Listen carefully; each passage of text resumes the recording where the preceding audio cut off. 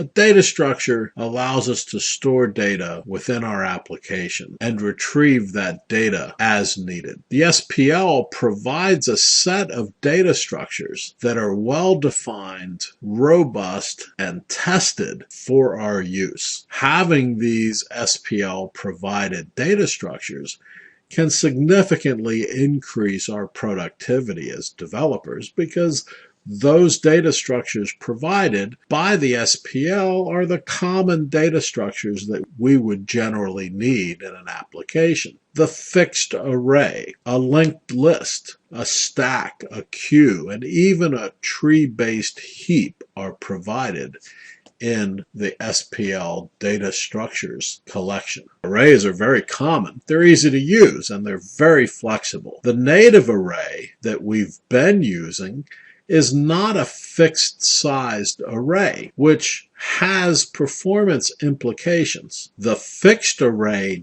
data structure is a fixed size. The size must be specified when created. Now, we can always adjust the size if we have to within the application and then pay that performance penalty calling set size. And the fixed array is indexed only. These are not associative arrays. So again, it's a very high speed, random access, indexed array object that we can use within our applications. The functionality provided by the fixed array includes the interfaces for iteration, for using array access, syntax, and to be able to return a count from the contents of the array. And again, the fixed array has performance advantages over the native array. A doubly linked list, such as that provided by the SPL, allows for sequential access to the data.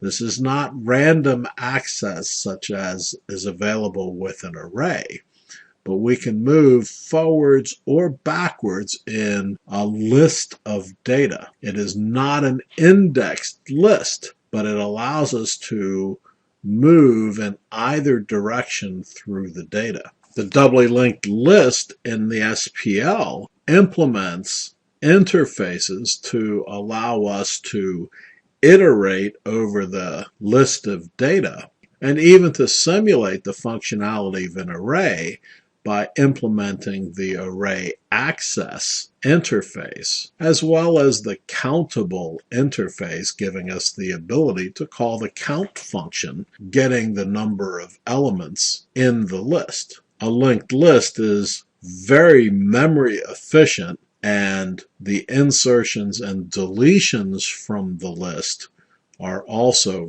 very, very fast. The stack data structure is a LIFO type data structure, a last in, first out type data structure. When we insert data onto the stack, we push the data onto the stack.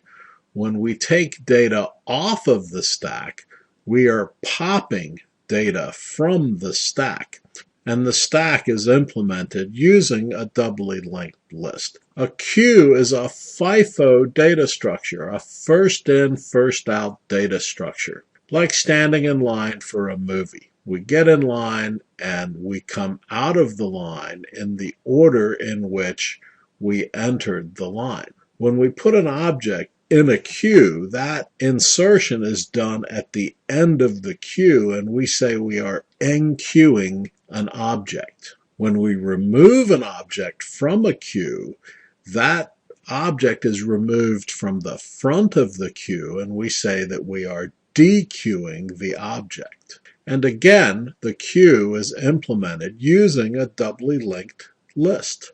A heap provides a very efficient data retrieval structure.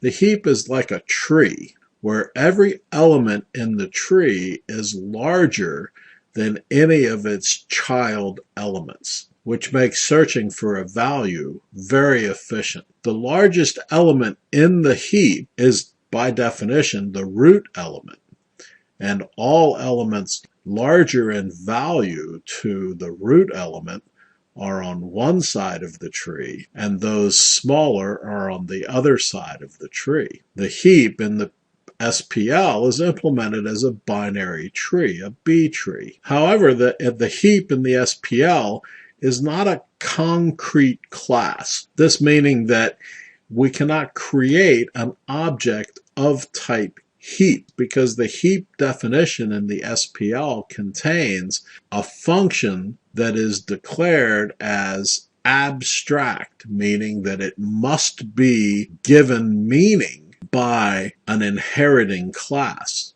So the SPL heap must be inherited from.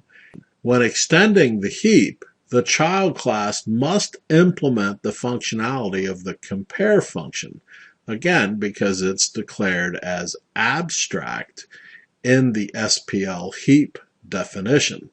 So our class extending the heap class must provide an implementation for the compare function.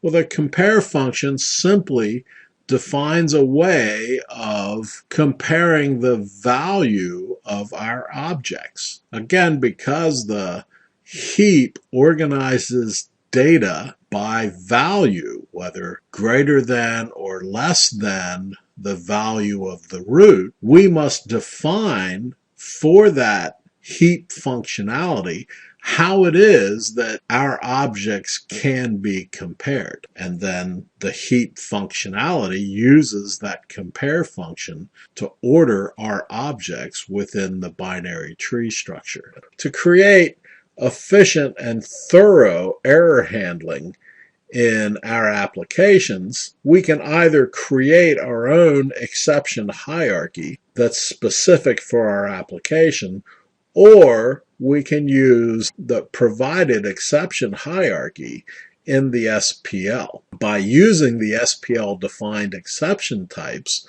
we can build a consistent error handling methodology for our applications. There are two categories of exception classes provided by the standard PHP library. Again, they both inherit from the base class exception. Base class exception, child class logic exception, and the descendants of logic exception are bad function call, exception, domain exception, and so on. And runtime exception is also a child class of the exception class, and it has its own descendant classes, such as overflow exception or range exception. So given this hierarchy of exceptions, we can create a robust error handling system for our application. If we have a need to create our own custom exception, then we can inherit from either exception or based on the type of exception and trying to remain consistent with the conventions of the exceptions within the SPL library, we might inherit from logic exception or runtime exception as well in creating our own custom exception types. So recall from our previous examples using exceptions that there are advantages to using very specific exception types when building our catch hierarchy. Let's go look at some code.